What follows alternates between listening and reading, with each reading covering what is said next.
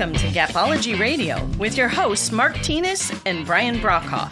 This is your leadership development podcast where they share unique insights with the purpose of helping leaders achieve their greatest potential. You can learn more by reading their books, Gapology, IMBAR, and Speed of Purpose, or by participating in one of their workshops. All of this and more can be found on their website, gapology.org. Hey everybody, welcome to Gapology Radio. This is your leadership development podcast where we discuss methods to help you achieve your greatest potential. As a reminder, if you'd like to dig deeper into Gapology, we have a video-based e-learning course available on udemy.com. That's udemy.com. Just search for Gapology. And tonight we have a great topic to share with you. Even with the best laid strategies, we all encounter obstacles from time to time. Our career success, however, is dependent upon how quickly we overcome them. And Gapology provides a powerful structure to do this. Judy and Sarah are going to join us again, and will share their strategies as well. So let's get this rolling and start the call. Hey everybody. Hey Judy, Sarah, Mark. How's everybody doing tonight? Great. Doing good. Well. Awesome. Excellent. Sweet. Well, we have a great topic to chat about tonight. This is one that every one of us encounters probably daily in some respects. This one's all about overcoming obstacles with Gapology.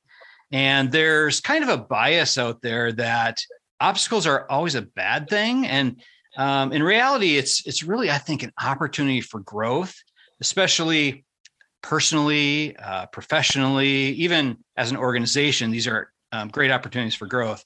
And with Gapology, we lay out a wonderful structure. It's a foundation to really begin with when you're trying to go after these obstacles. And I'm sure we'll get into all of this as we get going here. So what do you guys think? Sounds good. Cool. Sound good? Judy, what do you think? I think it's time to overcome some obstacles. Let's go. We are not afraid of the call. Any obstacles that come about, we'll overcome them. Okay. Sounds good. All right. So Mark, do you want to take it away? Yeah, thanks, Brian. So obstacles really are about the main thing that Gapology focuses on, overcoming obstacles. They're really just performance gaps, aren't they? And they represent significant opportunities. So we need to change our mindset. Obstacles are opportunities. It's just that simple. They're performance gaps that need to be identified and closed. And what I've seen is in some organizations, we don't want to talk about obstacles. So we look the other way. They're not popular. They're off limits. Maybe they're the bosses. Their idea created the obstacle, so we can't talk about it here. So you've got to first identify an obstacle to close it, a gap. Identify, then close. So the obstacles have to become a reality. So as leaders, we want to create a culture where we celebrate identifying obstacles and overcoming them. Brian and I had this amazing experience. We went into a retailer. I won't mention their name. And they had a significant obstacle. They were 10% off budget for the year. So Brian and I toured the stores, and we determined just in walking and talking that 50%, half of all the product was in the back room. 50% was on the sales floor and 50% was off the sales floor. And they were trending down 10% to budget. So everyone was devastated, and they were not overcoming this obstacle of negative 10% to budget. So we started asking the team, what would you do? And they said, well, we got half of our product off the floor, and some of it isn't even represented out there. We would rearrange the sales floor this way. So guess what? We listened. We took action, and we moved 30% of additional product to the sales floor. Obstacles were simply the opportunity. sitting right there if we just ask questions. One of the things we really focused on was not to give anyone information. We simply asked questions. The amazing thing was the team had the answers. They knew what to do. The leaders wouldn't listen. So 50% on the sales floor became 80% on the sales floor. It was September of the year. They were down 10% the budget for the year. They ended up 3%. We totally created opportunity out of the obstacle. There really was no obstacle. It was simply identified and closed. So overcoming it was simply listening to the team, closing the gap. It was really that simple. The opportunity was in listening and in leadership. Judy, what do you think? I think you're pushing one of my most passionate buttons when you talk about overcoming obstacles, because to begin with, even like when people have talked about what do you see in general between great leaders and not great leaders, my first instinct was to say the ability to overcome obstacles. Like the group that I would not want on my team would be making excuses for why things weren't able to be done. And the people that I loved as leaders on my team were people that would say, here's an obstacle and here's how I'm going to overcome it. I just think it's the difference between great leaders and not great leaders. And so many times people, I know from the very beginning of my sales training, when people would be nervous because they were trying to sell something and somebody was stating an obstacle, it's like, well, when they state an obstacle, they're giving you the reason to be able to overcome it. So if they tell you, if they don't say anything, if they're quiet, that's bad. If they bring up an obstacle, that's good, because then you know what they aren't liking about it, so you know how to overcome it. So I'm just always been very passionate about overcoming obstacles. And I think that Gapology presents such a great format to look at obstacles with regard to obstacles in knowledge, obstacles in importance, obstacles in action, and obstacles with the leader first, and then obstacles with the team. So I'm passionate about obstacles and I love people who can overcome them. I just think that I'm not that great at dealing with people who make excuses and tell me why something can't be done.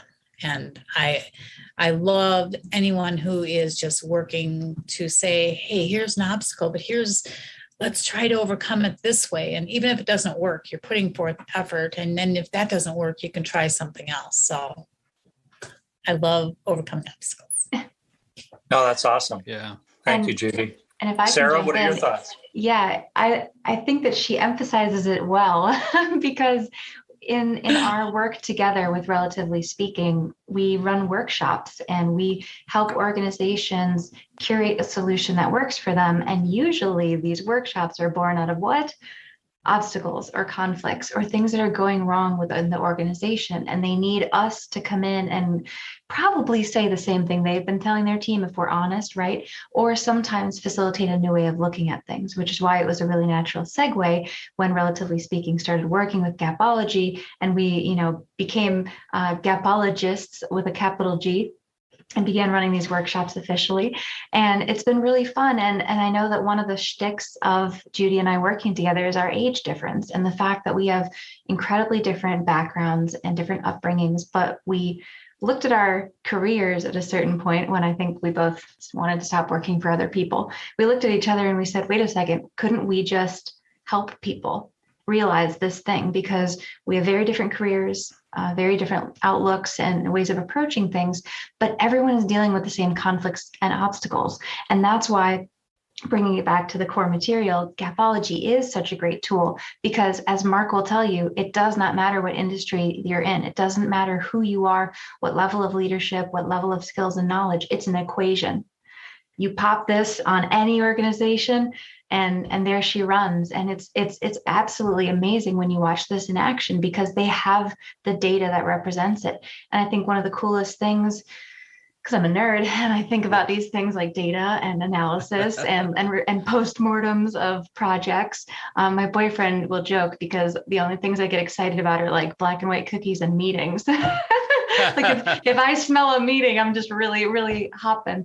So I think it's really exciting to look back on things and see how you did and see if you did well and see if you didn't. If you did any sports as a kid, if you did t-ball, if you were baseball, if you did anything that required discipline, you have to look back at what you did to be able to improve. And it's the people who stick their head in the sand, like Mark was saying, and you never bring it up and you never do anything about it, you're not going to go anywhere. So I think we're equally passionate, but that's my take on obstacles. Oh, that's awesome. Thank you, Sarah. Brian, anything to add? Yeah, I think being open, not just to discover or identify what the gap is, but really open to seeking out the gap, even if it's your own, and especially if it's your own, because you have no better control over a performance gap than your own.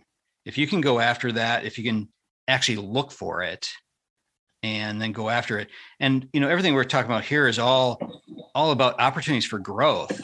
And if we just start by closing our own knowledge gaps first around what the actual obstacle is, first of all, trying to identify that, and then identify the gap around it, I think that just will provide us so much information then that we can move forward with. Yeah, I think that's really true. And I think that so many times as leaders, we are looking and we're frustrated because there's a gap and we are trying to figure out what the obstacle is. And the more we talk about it, the more we have to look at ourselves and say, are we knowledgeable about all aspects of this? Like, do we understand exactly what's going on? And are there things that we should have recognized earlier that we didn't, or things we didn't pay attention to, so we didn't realize they were really gaps in either knowledge or importance or action? And you guys would all crack up if I would tell you that today I was on a call talking about curriculum usage at Bach to Rock, where Sarah and I did a presentation on Gapology to the Bach to Rock organization. So we're talking now about our gaps in our specific center in curriculum. And the director of operations said, well, do you think it's a gap in knowledge or importance or action? I was like, you are using my words against me. This is so unfair. Perfect. But I had to look back and just say, is it something, and as we all, as leaders of our center talked about, as other things, we said curriculum is important, but when all of a sudden camps were happening or COVID or virtual lessons or people were out, all of a sudden we de-emphasized this curriculum. So we were, by our actions, unintentionally showing it really wasn't as important as we had said it was, because we were getting off track with it. So it's really so important to look at yourselves. And I just think that as a leader, when you recognize your own gaps, especially in front of the team, and say, hey, I know that I probably haven't realized this gap in knowledge, or I didn't realize that we were unintentionally saying this wasn't as important by things we were emphasizing. But I know that I need to do this. It opens other people up to say, maybe I wasn't doing this as well either. Where if you're saying I was always right, it's just all of you guys that are just evidently not executing appropriately. Right. No, that's great. Thank you, Judy. Brian, write this down. Obstacles. No, here we go again. Oh, geez. Opportunities. Write this down. Obstacles are simply opportunities. So in this case, in the story I was telling, 50% of the product off the floor was an obstacle, but it was simply an opportunity because the team knew that it wasn't right and they knew how to get the product on the floor. So immediately, simply by listening to the team, everything changed. So this was a knowledge gap created by, I presume, the leader, and it was quickly overcome by the team by saying, hey, we've got to, we know how to overcome this. So it was that simple. Well, I've always felt, Mark, that, if you were like giving it your all and there wasn't any gap, there was no obstacle that you saw to overcome, that would be really hard. I mean, to say there's just like nothing else we can possibly do. But if we're able to say, here's a gap, here's something that if we do something differently, we can do better, that provides opportunity. Where I guess I've just really never been in that situation where I've been up against the wall saying there is just nothing else to do. So yeah, I've never encountered it myself. Yeah. So maybe I don't know if you had to be in the same industry up against your own stuff for 20 years of nothing changing or something, but I don't know. I can't see any of us ever being there. No, I don't think that day will ever come, Yeah. It's in the same boat as people who are bored. I'm like, what is that? Yeah. Right? Yeah, I agree, Sarah. Yeah, and I think the best way to discover a new gap is to ask somebody. You ask anybody, and they're going to be able to tell you something. So I love that. Just ask questions. So let's shift gears to the importance gap. So some leaders don't ask questions. They lead by telling. Leaders need to lead by asking questions. So in the story we were using from the retail organization, had the leader ask, why are we down 10%? The answer was already there. So what if we made thinking and ideas heroic? What if they became heroic? What if setting expectations of plus 3% versus minus 10% became a conversation as to why? Why down 10? Anybody know? Anybody have a solution? I mean, it was there. What if we created heroes around that and we listened? We need to zip our lips often as leaders and let the team talk. And we listen. Clear expectations of plus 3% with this team that was down 10 would have revealed exactly what needed to be done. It was right there. They knew it. They felt it. They knew how to do it. But there was something standing in their way. So the obstacle, once again, was simply an opportunity if we would have just listened and asked questions. So what do you think, Judy?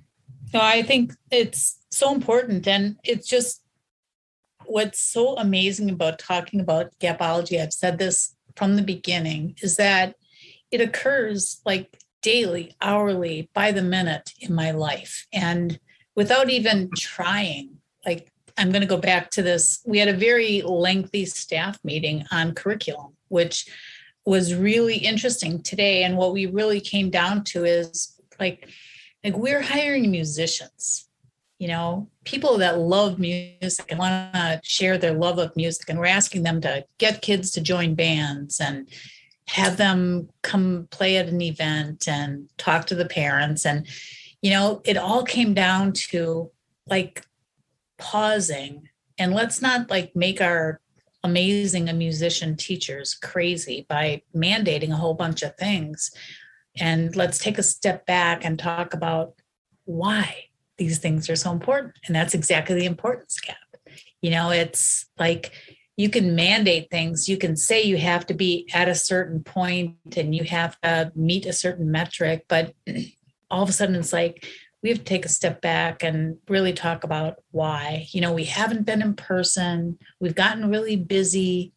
We've asked more of people. The teachers have back to back lessons, and we're saying, do this more. And it's like, let's pause and just take a step back, talk about why we're doing things. It's why do we want to have kids in bands? It's a better experience, and kids in bands want to perform because they're excited to be with their peers.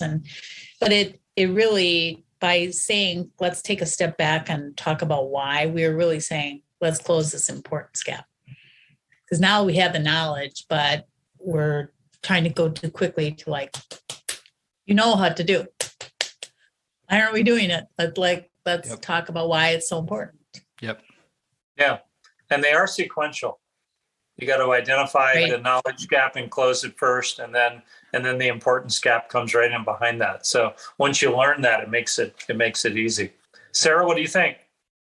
Well, I just love how many examples Judy gives about Bach to Rock, because I still remember when she introduced this book to them and she saw a recognizable shift in her actually very young workforce. I mean, from what she's used to in the corporate world, this is a pretty big shock to the different generation to work with for a woman who calls me for tech support. So, but it took the emotion out of it. Write that she down, shared. But it. it took that kind of tinging emotional aspect out of identifying something that's wrong, like Mark was saying, where maybe it could be an issue that the boss actually was the cause or the reason for. So even bringing it up makes you feel like walking on eggshells, and how are they going to take this, and should I be the one to bring this up? And when she introduced Gapology to them, it just became like, oh, I'm a gapologist. Oh, I've got a magnifying glass. I'm looking for gaps in the organization. That's and great. It was like these people fluttering around with butterfly catchers to catch gaps. And they're like excited to bring them to her, like, oh, I figured it out, like Sherlock Holmes or Scooby-Doo. And it just totally That's reframed. Sherlock Holmes. That one. But it's been really fun to see that change, and how people, and it's kind of an ironic thing to notice, because if the importance is getting everybody to feel the reason that you're bonded to the cause and the reason, and you kind of have this unifying vision for it, it's also taking the emotion out of the identifying of the gaps. And so at the same time, you're trying to work with both of them. But it's also, just like my response here, you need to narrow it down to be concise, right? You have to say, what are you actually looking for? And if you ask the workforce, if you ask your team, they're going to tell you what's confusing. Oh, they wanted me to do this, but then they also told me to do this while I'm trying to focus on this, like Judy's curriculum and COVID and virtual kind of madness over there. And so you have to step back, take the breathing room, and say, what is our true north? What do we really want to accomplish here? What's going to make us feel like we moved the needle? Because we're going to have endless to-do lists. We are humans, and we're motivated to succeed and achieve and accomplish. So we're going to keep having to do things. But to really say, what KPI, what metric, what number, whether it's sales or investors or students or sponsors, whatever you're trying to move towards, narrow it down, hone it in, close the gap. Well done. Yeah, and I guess I'll bring something up that kind of shows like my vulnerability, and how other leaders may not recognize this, but like being in the dynamics of having my son, who is like closer to the age, and he's a musician with all the other employees. And I'm like, okay, I've run a business before. Not like I portray myself that way, but they know that. So like in a most recent situation where we were trying to get this big event going, that admittedly I probably overcommitted for us to do something. But the people were like, they knew I wouldn't want to hear some of their responses, but they kind of like say that to Jake. And he's like Eric maybe mentioned that, he'll do whatever you want, but maybe he doesn't want to say what you might not want to hear. So it's kind of like an interesting dynamic to have that kind of middle person that helps me, because other leaders might not realize that really is you being the obstacle if people don't feel comfortable like sharing what the true obstacle is, which in this situation would have been like I probably overcommitted to something that was maybe not worth the effort. But I was the one that made the relationship connection, had the event that people didn't really want to like say that maybe to me because they didn't want to disappoint me or didn't want to tell me what they didn't think I wanted to hear. But I had this like secondary person. So I just bring that up as I think it's I'm grateful I have that situation and that, I have that intermediate like person that can like share that with me, because I think that's important, that some leaders may not realize that if you don't like look yourself straight in the mirror and say, do people really feel comfortable telling me what they think I don't want to hear, then you're really, missing an opportunity. Well, thank you for absolutely sharing your innermost feelings. That was good. That was good. Write all that Well, down. I figured that you would be like really vulnerable and share something and play some guitar for us or something now, because I see that in the background. Anything to add, Brian? Yeah. So I love all that. And I think, specifically with Judy, being vulnerable and being open to that, because when you look at Gapology, one of the fundamental things that we teach is if you have a knowledge gap, where your team doesn't know what to do or how to do it, it's like we own that as the leader, right? If we have an importance gap where our team doesn't know why they need to do something or when it needs to be done, we own that too. So we need to start in closing any of those importance gaps or knowledge gaps by looking in the mirror, like she said. I thought that was super important.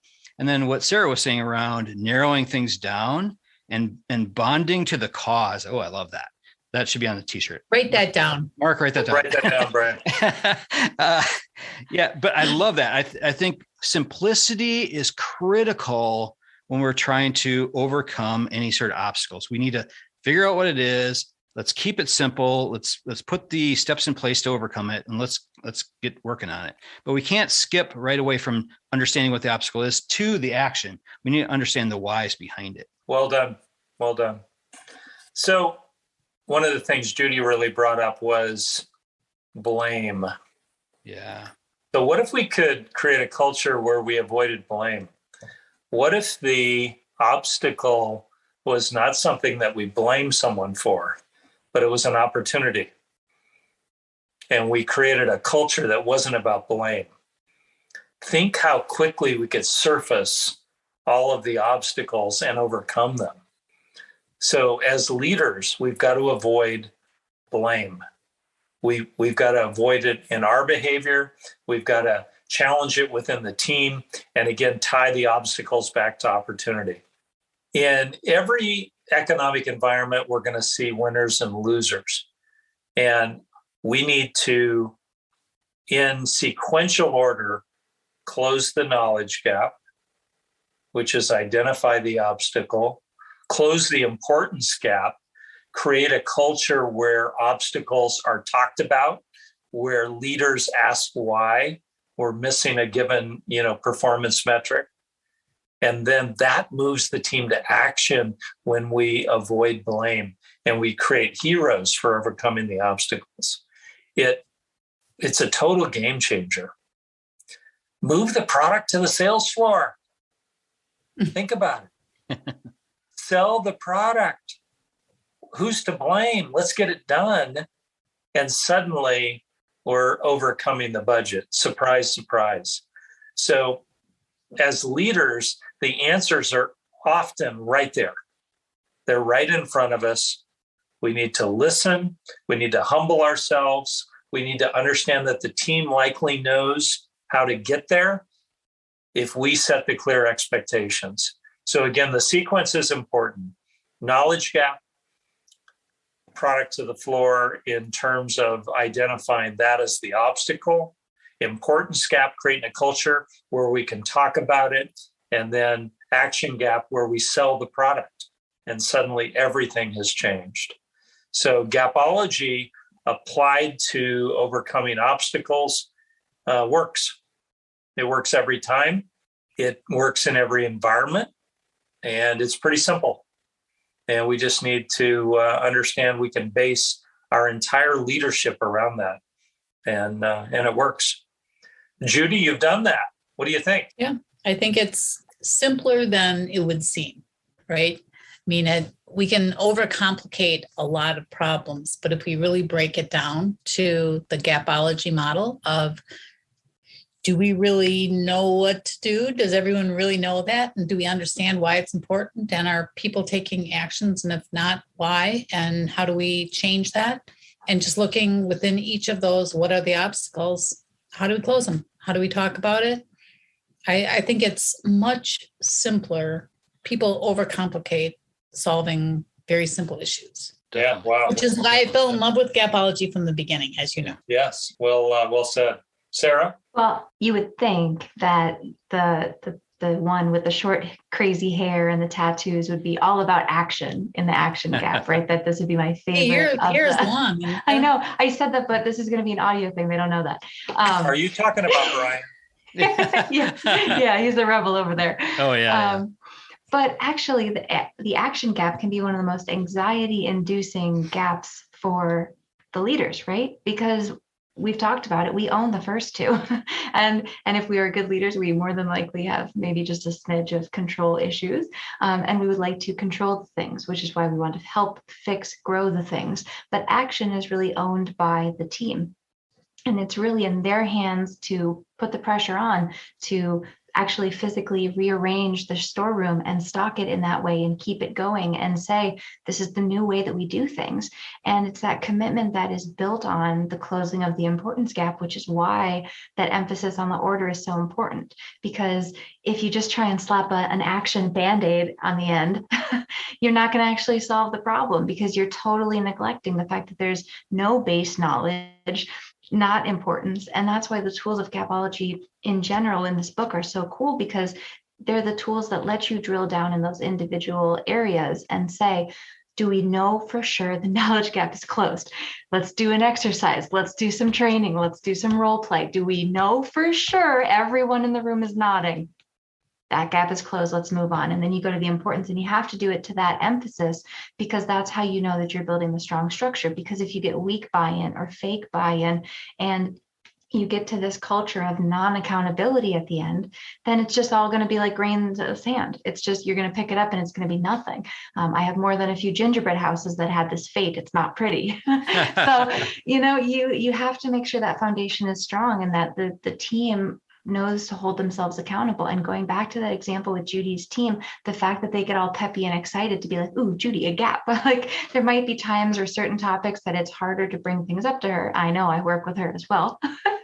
We all have different ways of approaching discussing conflict and things like that. But to, in general, have a culture that allows these things to be discussed in a very respectful way that helps everyone grow is the best way for teams to stay together. And, Judy's on the call, and that's what she's been known for in her career, is the strength of her teams and the way that they stay together. So it's only natural that we were using Gapology for a number of our workshops before we started working with you guys. So, well, ironically, the gist of why people don't like to bring things up would be like, if they're going to tell me something won't work before they try it, or tell me like what the obstacles are, I do have an issue with that, because it is like when we came into this situation where somebody didn't want to bring something up, it's like, here's the conflict with me. And like, a person is like, and before even talking about this call or overcoming obstacles, it's like, if you would define me, I'm a person who has been successful because I've learned to overcome obstacles. So when I present an opportunity and someone tells me why it won't work without like saying why, or like what might be the obstacles that we might encounter and how we might overcome them, and just like nixes it, that doesn't really work very well with me. So, and it is because I am like, okay, if somebody says, yeah, this might not work because of this, it's like, well, what could we do to overcome it? And it's like, well, we could do this, this, and this. And it's like, yeah, that's probably a little bit more effort than we really want to put forth. But if we just start with, it's not going to work, that doesn't suit me very well. Right. Yeah, I think you're bringing up some incredible points. I mean, great leaders overcome obstacles. I think that's what you said. Great leaders are often the obstacle. Mm-hmm. Think about that. But yeah. they listen, and they avoid blame, and they educate the team, and we overcome every time. Yeah. Gapology is all about identifying and closing. You identify and close the knowledge gap. You identify and close the importance gap. You identify and close the action gap, we win. So you have to live in an environment where overcoming obstacles is the daily routine. It's the game. We have obstacles every day. We avoid blame. It's not about a person. It's about the gap. And we close the gap. Agree. Game over. Rams win. Soon. Okay. Too soon. Yeah. I gave that example today in our meeting when I was talking about, there was this one center that out of the gates was like number one, and we were clearly number two, but we've been like boom, boom, boom, boom. Like we're open third year in a row. For the month of March, we're up 41% projected. That is amazing. Wow. And I'm like, I love being number two. I go, we are like the Cincinnati Bengals. And Jake is like, too soon. Too soon. The exact same thing. Yeah, that was tough. So, Brian, bring us home. Bring us home, Brian. All right. Yeah, I think a couple things that I was thinking as we're going through it. So, number one, keep it simple. Start with yourself. Look internally at your own gaps. If you've got an obstacle out there, first of all, identify what that is. What's the root cause of it? Is there a knowledge gap? Is there an importance gap? And then is there an action gap with myself as the leader? Start there. And then from there, you can move to your team. I think too often we jump in to try to solve it before we take these systematic steps. So I think that's critical. And remember that seeking out obstacles that's not a bad thing. You know, it gives you an opportunity for growth. So that's my final word. Anybody else have anything left? Oh, Brian, I do. And it's just kind of that door handle moment, because we have to learn from other leaders, right? That's part of knowing whether or not we're the problem or the obstacle, is having people that can either mentor us or that we can learn from, and we can pick those brains. So a lot of the leaders in my life, in my career, I've either learned a great example of what to do or what not to do. And one of them recently had a really great quote. And you know, when you get older, fewer and fewer things like give you an awe-inspiring paradigm shift. It's like, those are a little fewer and far between than when you're a young leader. But she said this in a meeting and it just resonated. It was, there's wins and learns. And it wasn't wins and losses, it was wins and learns. And I loved that framing of it, because neither of those are negative. I'm either winning or I'm learning. And it's not this bipolar yin yang of I'm winning or I'm losing. And I think, Mark, sometimes the point of a team getting stuck is that they're not addressing issues. But I think sometimes it can be just as debilitating to a team if they only focus on complaining about the issues. And they get in that same type of analysis paralysis, if you will. And they get stuck there saying, woe is me, here's the issue, We're always talking about the issues. Why don't they get better? But they're not actually looking forward at closing the gaps. They're just all waving the flags of, I found all the gaps. Got a metal detector and a bucket full of clams, and they're like, gaps for sale. You know, they just got tons of them. But it's really about, really diving in and saying we have to be future focused. If it's a win or a learn, we're still moving forward. Either we won and we breezed past the gap because we anticipated one, and because we anticipated it, we didn't get caught off guard by it. So that's a win. Or it's a learn, and there was a gap, but we identified it when we started the project. We kind of knew that something like this could have happened. It did. We pivoted and we moved on. It was a learn. And never are you stuck in the mud or back in with a broken ankle, but you're like, you know, keeping that momentum. And I think that's what Judy taught me and passed down. If you didn't notice, it's like the Energizer Bunny momentum. Just never stop. I love that. Yeah. Momentum is one of my favorite phrases. I think it's so critical. We can either be stuck moving backwards, stuck there, living in that past, or we can be moving forward. Everything we do creates momentum. And just to like bring that up, as we've just watched the Super Bowl and stuff like that. I mean, having spent such a long time at Buffalo Wild Wings, I talked a lot about momentum, because you can see it so much in sports where you have two teams that are very capable. They have the same athletes, they have the same skills.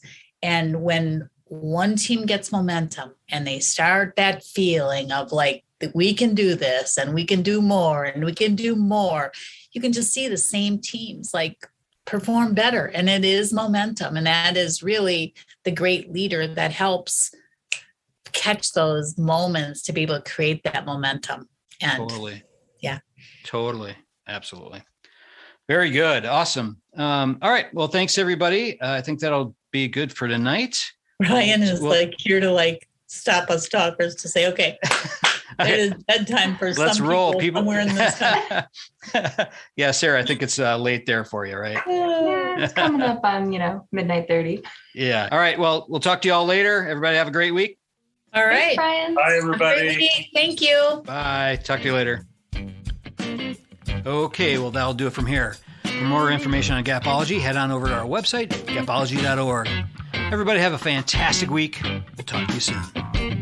This has been a Gapology Institute production. Visit us at gapology.org.